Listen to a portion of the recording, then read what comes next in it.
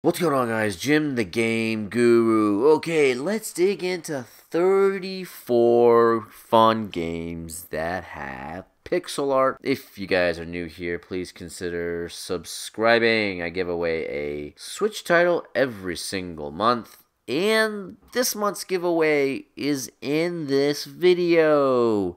It's in this video. It's going to be the last game on the list. Alright, so let's dig into the list we got. First game is Terraria. Yeah, this is basically a side-scrolling game where you can craft things and build your base and dig underneath the world. So many things to collect in this game. So much equipment, so many areas to explore, and lots of boss battles. So yeah, I absolutely dig this game. Second game on the list is Moonlighter. Okay, so here we have a roguelike game where you have this store in this town and you're building up the store and you're improving it and you go into dungeons. You go into dungeons, you collect loot, and you bring it back and you improve your store. And as you progress, you're going to unlock additional dungeons that you can explore further on. Absolutely awesome game. This is a roguelite game, and I think it's one of the better roguelites because your character constantly improves. And you get to the point where you're just inevitably going to make it to the next dungeon. The only drawback to Moonlighter is the fact that it's kind of a buggy game. I've had this game crash on me a few times. As long as you can deal with a couple crashes, the game is actually pretty good. Third game on the list is Stardew Valley. I mean, I can't really say much more than everyone else has said about this game. I mean, this game is just awesome. It's an awesome game. I mean, you're on a farm, you can build up your farm, and you can find people to have romance with. You have multiple quests that you can go on to. You can actually go into caves and mine for ore. There's like, you can partake in like festivals, and it's just so good. It's such a good game. And then later on, they actually ended up adding a multiplayer update to this. If you have not played Stardew Valley whatsoever, then you need to play Stardew Valley. It's actually a really solid title. The fourth game on the list is Golf Story. So this one right here is one that I had played early on in the life of my Switch. It's a very unique game. It's not a game that's a serious golf game. It's a game that is very lighthearted, and in this adventure, you're basically this golfer, and you try to get better and better, and you go through these additional golf courses, and you have a bunch of little challenges that you can actually go through, and you have to challenge other golfers in these wacky courses. So you're on these wacky courses, and you have certain challenges I have to do. Sometimes you have to find things, but it's actually a good time. There's supposed to be another game that's coming out soon,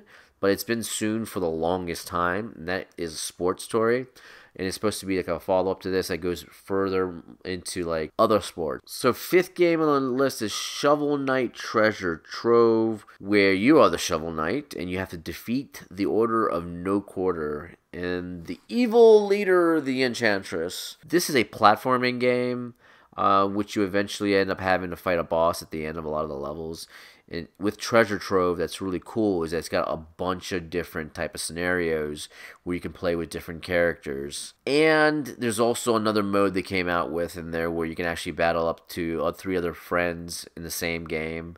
I haven't tried that mode yet, but it looks really, really interesting. It kind of reminds me of like Smash Brothers, but instead you're like in a Shovel Knight game doing that. But yeah, Shovel Knight's another great game. It oozes with charm, and it's got great pixel art. It feels more of like an 8-bit game than an actual 16-bit, but it's really cool. Sixth game on the list is Owlboy. So in Owlboy, you are a protagonist named Otis, and you're mute, and you encounter other characters in there, and when you have other characters, you can carry them around. They have special abilities, and in this game, the evil group are the Sky Pirates, and it's a big adventure. We have large dungeons and boss battles, but Owlboy is another fantastic game that has pixel art. Seventh game on the list is Iconoclasts. Okay, so this one, your protagonist is Robin. You have a big wrench, and you have to find the secrets of what's happening on your planet, and your planet is dying. And then you have this big organization that's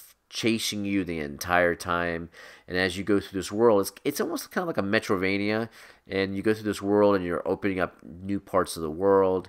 You'll end up fighting bosses, and I can't remember what that evil group is that's chasing you. But basically, you go through this adventure where you try to uncover the secrets of what's happening. 8th game on the list is Ninth Dawn 3. This one I absolutely love, but this one is only good for a certain type of gamer. You got to be that gamer that has a huge nostalgia for games like Ultima. I used to play a lot of the Ultima games back in the day on the computer, and this game feels like an Ultima game where it's top down and you control a character in this big open world, and there's so many items to collect. It's ridiculous. And monsters, there's 270 unique monsters. There's 1,400 uniquely drawn items to collect. Yeah, 1,400. That includes over 300 weapons and 550 armor accessories. So that's how nuts that is. I mean, it's a big open world where you actually go through and you find different dungeons and you find different people and you go on different quests. Not a whole lot of hand-holding in this game, actually 0 hand-holding. It's also a game that feels very rough around the edges. I mean, it feels very old school, like I said before, Ultima game style, and it takes a long time in this game to progress and get through it, especially on the monster collecting, because you can actually collect monsters, and that one's been really difficult for me. The 9th game on the list is the Mummy Demastered. Okay, so this one I think is one of the best Metroidvania games I have ever played. Pixel art is crisp. Pixel art is very like SNES style, and it is a game where you go through. You're this marine, where you have to find this mummy, this big this evil mummy character, and you'll fight several bosses. The music in this game is absolutely fantastic. It's crazy good, and the game is actually got some good challenge to it. And there are times where you have to watch out, because if you die in a certain spot, what happens is you lose all your items. And then you have to go back and kill your former self in order to get all your items back. Yeah, and sometimes if you die in the wrong spot, it is a pain to get your items back. But yeah, that is an awesome game. I absolutely enjoyed going through that and beating that game. The 10th game on the list is Dead Cells. So this one is a roguelike game that has Metrovania style attributes to it. It feels like a Metrovania, but it's definitely pure procedural generator roguelike game. The pixel art is so crisp in this game. It's so stupid crisp. I mean, really nice. It's a really fun game. The controls are awesome on it, and you're basically a dead soul, and you're going through these levels, and you are trying to defeat a certain enemy boss by the end of your run. And being a roguelite, you go through multiple runs, and even when you defeat a boss, you'll end up having to come back and do another run again later on. And when you take different paths, you're going to end up eventually fighting a different end boss. So many different power-ups, so many different weapons. It is probably my favorite roguelite game that I've played. It was my favorite on my roguelite video, and I have an update to that video eventually coming out where I'm going to add some more roguelite games. But it's definitely going to be at the top of that list again when I update that list. The 11th game on the list is Monster Sanctuary. Monster Sanctuary is really cool. You take a Metroidvania basically, and you take sort of like Pokemon style stuff. I mean, not exactly like Pokemon, but similar concept to Pokemon, where you can catch creatures. And in this game, what you do is you're a monster tamer. You go around and you capture creatures, and then what happens is you then level them up through battles. And you can fight other monster tamers. There's different dungeons you can go through that are aggressively harder. So it is a Metrovania, so you kind of go through the easy parts first, and then eventually as you level up and you get better creatures, you'll end up going to other places in the world that have like a harder dungeon. But yeah, that was actually a big surprise for me, Monster Sanctuary. I really enjoyed that. I did not think I was going to enjoy that as much as I thought I would. I actually kind of thought it was going to be a garbage game, but it actually ended up turning out to be pretty good. The 12th game on the list is Children of Morta. This was another roguelike game where you have several different characters within a family, and you have this world where there's this growing corruption, and what you need to do is you need to kind of make your runs through and then eventually defeat all the evil, right? And as you go through the dungeons, you'll end up unlocking other characters within the family. Absolutely love how this game weaves the story in and out as you're going through your runs and as you're unlocking other people. So you'll make a run, and then after the run is over, you'll go into this story bit where it kind of tells you a little bit more about the family or things going on or other characters, and then you'll go back and do your run, and then it'll cut back and then you'll have another story element. A beautiful story. This does suffer from a little bit of a performance issue, which I'm a little bit disappointed in. I figured it would be performing much better on the Switch, and I hope that they end up patching it up a little bit to fix some of the performance issues. 13th game on the list is Blaster Master Zero, and Blaster Master Zero 2, and Blaster Master Zero 3. They just recently released Blaster Master Zero 3. I am a huge fan of Blaster Master. I used to play it on the Nintendo way back on the day, non-stop, and I would continuously beat that game several times. Blaster Master Zero is one of the first games I picked up on the Switch. I went through and I beat it. I love the improvements. I like how it's like they didn't just port the old game over. They actually made improvements and changes, added additional characters.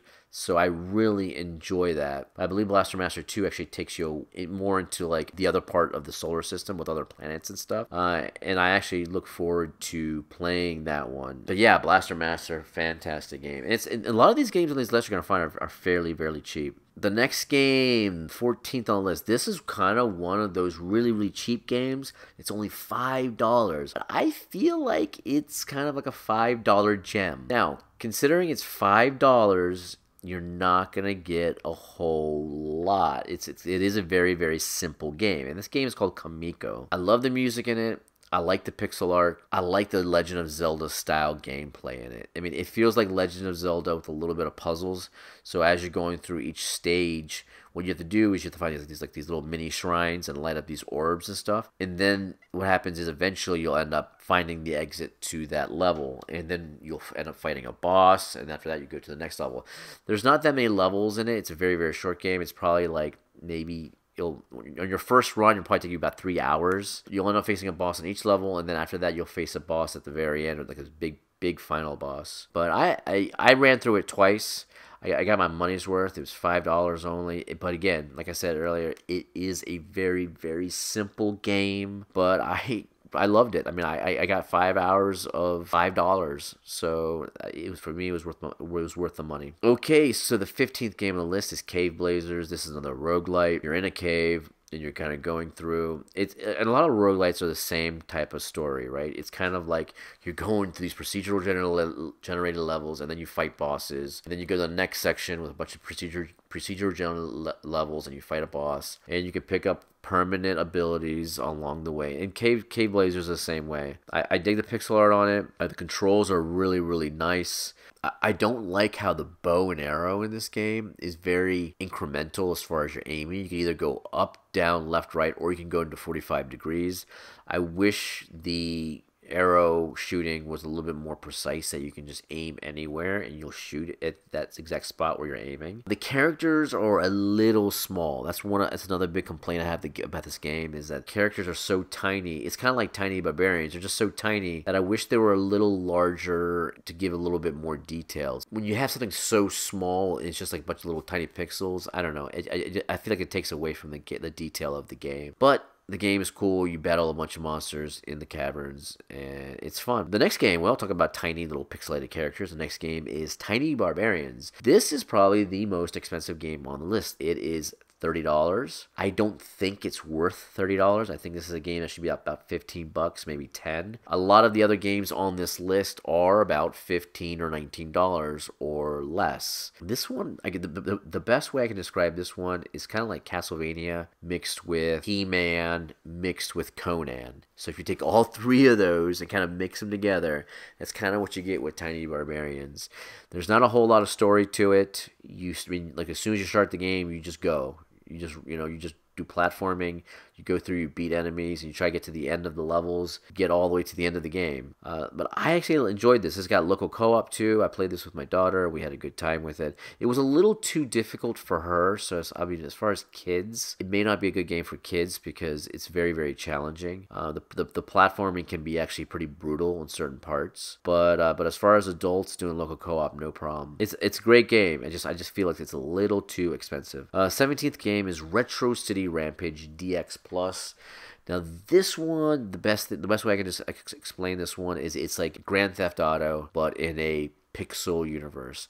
And this one's more of an 8-bit pixel universe. You run around, you just cause chaos, right? You find these different missions you can go on, and you have this open world. It's kind of almost like a top-down open world style game.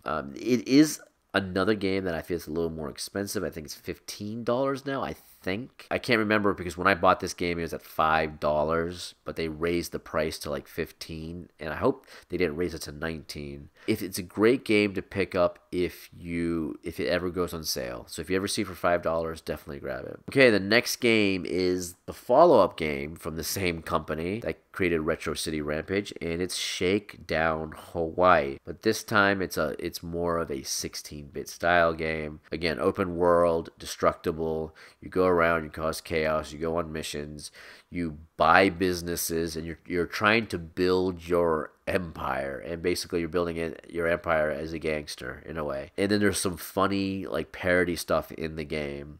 Yeah, but that's another fantastic game. That game is actually on sale right now from its regular $19 price tag all the way down to $7.99. Next game, 19th on the list, is Wargroove. Fantastic game. It has amazing pixel art. This game is a strategy game. It's a top-down view strategy game where you place troops and you move troops strategically in order to wipe out the other enemies on the screen. It's got a nice long story. They added an expansion to the game. I think it's called Double Trouble, which will actually allow you to play cooperatively with somebody. And this game also has level editors, and you can create your own levels. Wargroove is absolutely a fantastic game. 20th game on the list is Hotline Miami 1 and 2. This game, great music, great controls. It is top-down view, and this game is all about murder. It's all about murder. You go into an area, you try to go through this level without dying. Every time you go into a level, you try to do it without dying, and you kill everybody on the screen. Yeah, awesome game. It's an older title. I feel like it's a little older than most of the other games, but man, it's good. You can actually buy both 1 and 2 in the same collection, the Hotline Miami collection. And sometimes there's sales on it, and I would definitely wait for a sale on it, but if you ever see that on sale, then grab it and you'll get both games. It's worth it. The 21st game on the list is Hunt Down. Okay, so Hunt Down, man, this is a really, oh man, how do I explain this game? This game, it's super cheesy. It's super cheesy. This game is one of those games that is it's just fun if you don't take it seriously. It's a platforming game. You run through as a bounty hunter, and you hunt down bounties and you kill them. And you can play cooperatively with somebody, local co-op. You go through, you hunt bounties down, and you just eradicate them. That's it. But there's so many cheesy sayings in this game. It's so bad. I'm just like, oh man. But as long as you don't care about that, as long as you don't care about the crappy story, and as long as you're just playing the game just for fun, then I think it's a good time playing local co-op with it. And it's even better if you pick it up on a deep sale. The next game, the 22nd game on the list, is another roguelite. It is Mana Spark. Mana Spark, I love this game. I consider it as a tactical roguelite. So you're not running gun and just blazing guns all over the place. You have to be very tactical at how you approach enemies, how you defend against enemies, and how you shoot and kill them. In this game, just like most other roguelites with procedure generated and bosses at the end of different areas, it does have like an older pixel art style where it looks like more of like an old Atari game rather than a like NES game or SNES game, but I absolutely love the tactical aspect of Mana Spark. 23rd game on the list is Bloodstained, Curse of the Moon, and Curse of the Moon 2. So both those games are Castlevania. If you need a Castlevania itch, pick up these games. They're like the old Castlevania, like the 8-bit Castlevanias. They feel just like those games. And Curse of the Moon 2 has local co-op. 2-player. Yeah, fantastic titles. I actually like Curse of the Moon better than I do the regular Bloodstained game. 24th game on the list is Scott Pilgrim. Scott Pilgrim is a brawler. There you go. It's a brawler based off the Pilgrim movie, where you go through these different levels and you fight the X's, the evil X's, right? And it's a great game. Good music, and I absolutely have a blast playing this local co-op. It is a port. So it's definitely not a newer title. It is a port, but it's a great game. It has aged rather well. I never really played it that much on the Xbox 360 when I had it. On the Switch, I've been playing the hell out of it. So 25th game on the list is River City Girls. Here we go, another brawler. Fantastic pixel art. You are girls instead of men in this game, trying to rescue the men, and there's lots of different bosses. This game is actually really, really challenging, so you guys, one thing to keep in mind if you're playing with a child, it is really, really, I mean, some of these bosses were really difficult, but fantastic music in this game, and I love the landscape, going through your town, going through the malls and the shops. It definitely has that old school River City feel to it, with just a little bit of a twist. Okay, 26th game on the list is a kind of a trials based game. It is Slime Sand, where you have to go through levels as quickly as possible. You are a slime in this worm, and you're trying to get your way through this worm, and you go from level to level, and you try to get through it as quickly as possible. And then there's also a town in this worm as well, where you can go and you can find a shop and you can buy different things. Very, very cool game. It's one that's actually pretty hidden too on the eShop. I did not find this game until I started digging online, and then eventually I found it, and I actually created a video on it, and I actually really enjoyed it. 27th game on the list is Door Kickers Action Squad. Here you go, another local co-op game where what you do is you rescue hostages. You have a level, you bust down doors, you kill the bad guys, you rescue hostages, and sometimes you gotta be careful, because sometimes you can actually kill the hostages, and you just try to run every level as smoothly as you can. You try to collect the 3 stars. It does have that cheesy 3 stars mechanic, but it's actually a fun game. The 28th game on the list. Now this one is a little bit more arcadey. This one is, and it's definitely for more people that like the original Game Boy. So if you have like a nostalgia for the original Game Boy and you like arcade style games, this might be a fun game for you.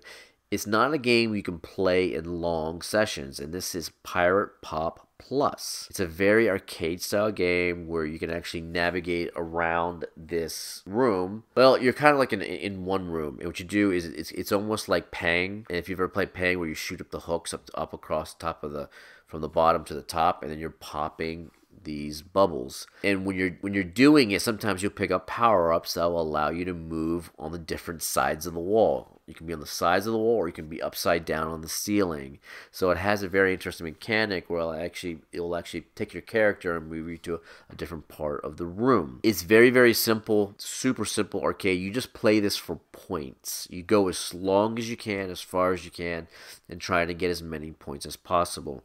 So it's definitely one of those games that will get old really, really fast, but it's not meant to be played in long play sessions. I mean, this is like one of those ones that you fire it up, you play for like 5 or 10 minutes, then you turn it off, you go play something else, and then later on you come back and you play for like another 5 or 10 minutes. It's one of those types of games. Very arcade style game. So 29th on the list is Into the Breach. Basically, you're trying to save humanity. Very tactical game, super crisp pixel art, and it's actually pretty freaking awesome. So definitely that is one. I feel like that's one game on this list that if you like tactical games, definitely look into. 30th game on the list, Cosmic Star Heroine. Now this one right here is like non-existent on the eShop. I don't know what it is. No one talks about it. Non-existent. Like you won't even notice it exists unless someone digs it up and it says, hey, this game is on the Switch. And this game is a RPG, very classic old school SNES RPG. This game reminds me of a game back in the day of the Super Nintendo, like when the days of Secret of Evermore, Secret of Mana, Chrono Trigger, like all those types of games, the old RPG games that were really common. And with the Super Nintendo, there was a lot of them, and Square had a lot of games. And I remember all those expensive Square games coming out at like $70 a pop. This has that same vibe, being a sci-fi game where it's it kind of like that classic RPG from the Super Nintendo days. Next game on the list, the 31st game on the list, is Celeste. Here we go. You have to help Madeline survivor enter demons on her journey to the top of Celeste Mountain in the super tight handcrafted platform. Yeah, this game is a beautiful game, beautiful story, and you have to go. There's so many different levels where you have to do a lot of platforming and going through as you climb up this big mountain. One of the best games that has pixel art that you will find on the Switch. It's very highly rated. The 32nd game on the list is Axiom Verge, and in this game you are a scientist, and then after a lab accident you are on a mysterious alien world. And what you have to do is you have to go through this world and you have to figure out what's going on. So many weapons to get in this game. It is a game that it closely resembles Metroid, Super Metroid on the Nintendo. I get the vibes from Super Metroid on every little aspect of this game. But even though there's a lot of similarities to Super Metroid, it is different enough that it actually feels like a different type of world. It feels like that kind of futuristic, industrial, kind of cybernetic, alien type world. Super, super cool. Axiom Verge. There's actually Axiom Verge 2, which is on the radar to come out on the Switch later on. And I cannot wait till that one comes out too. I think that's going to be another awesome game. I hope it is at least. 33rd game on the list is one that I have not played yet. I have not played this game yet. It is on my radar and eventually I will. But it is Katana Zero, where you're the samurai and you have to get through levels as quickly as possible and just killing everybody. And I have no idea what the story is like. I mean, the only thing I've seen in the trailers are the samurai shows up at a psychiatrist's office, and then apparently at night or something he goes through and is killing Rampage. That's the only thing I've seen on the trailer. I don't know how true that is, but yeah, but definitely on my radar. This is actually, I've heard nothing but good things about this game. 34th game on the list, the last game that's super fun as far as pixel art games, and this game is the month of August giveaway on my channel, and it is Crosscode. This is supposed to be an absolutely fantastic game. Let me just tell you about some of the features in this game. So this game is massive. It's about 30 to 80 hours. 80 hours is probably if you end up doing everything in the game. So you explore a large world with 7 unique areas. You fight over 120 enemy types, including 30 plus boss fights. You master over 90 combat arts, and you solve over 100 quests. And the other crazy thing about this game is that they have an expansion coming out very, very, very soon, actually on the 5th of August. Oh, hey, look at that. I'm looking at the clock, and it's the 5th of August. Go figure. So that expansion has released today, and for another $10 you get an additional 10 hours of content. So yeah, Crosscode, awesome. It's sci-fi. It's another one we're kind of like in a sci-fi universe, and it has certain aspects. It reminds me a lot of like Legend of Zelda and Secret of Mana. I don't know why. Like if you put those together, it definitely has RPG elements to it. So Crosscode, awesome game. And there you go, guys. 34 fun games with pixel art that you can find on the Switch, and a lot of these games are cheap. A lot of these games are $19 or $15 or less. I hope you guys enjoyed this video. If you guys did, please leave a like. Please subscribe if you're new here, and please share the video on your social media. Every time you share the video on social media, it helps me out a lot as a YouTuber trying to grow on YouTube. And I will see you guys on the next video. Bye, guys.